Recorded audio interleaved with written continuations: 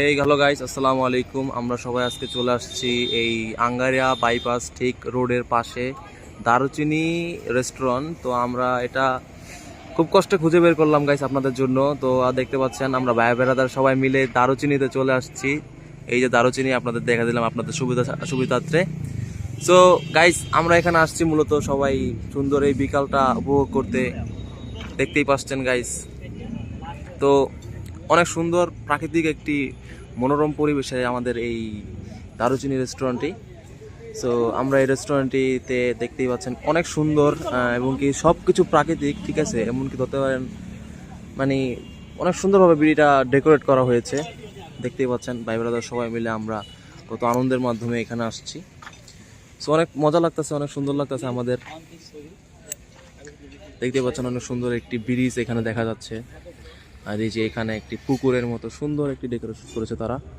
আর ওইদিকেও মানুষ বসতে পারবে ফ্যামিলি নিয়ে বা বন্ধুদের নিয়ে বা নিজের পার্সোনাল কাউকে নিয়েও আপনারা এখানে আসতে পারবেন গাইস। তো এখানে আবার আরেকটা জিনিস আমরা দেখাই গাইস, এখানে দেখতে পারবেন খুবই সুন্দর। আপনারা চাইলে এই তো এই আমাদের দারুচিনি রেস্টুরেন্টটি।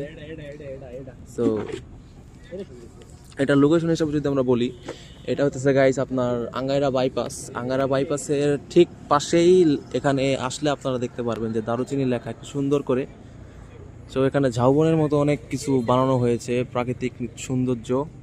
তো আমরা দেখতে পাচ্ছি অনেক সুন্দর মনোরম দৃশ্য আমরা দেখতে পাচ্ছি গাইস।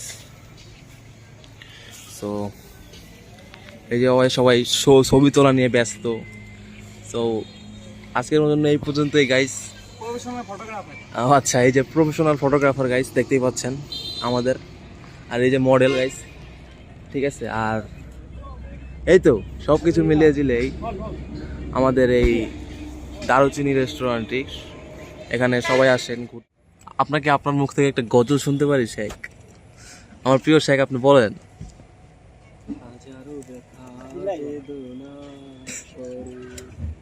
ফিরে আসেনি এই তোমার উজু আছে ন্যাচারাল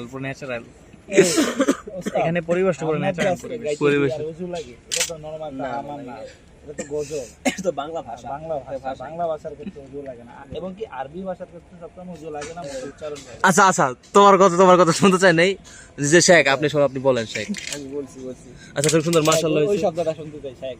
অতীত সবসময় কাদায়, অতীত সবসময় ভয়ঙ্কর, অতীত অর্থ ভয়ঙ্কর, অতীত অনুভবে সবসময় কাদায়, সেটা ভালো হোক কিংবা খারাপ হোক। খুবই অতি সুন্দর একটি কথা বলে দিয়েছেন আমাদের শেখ।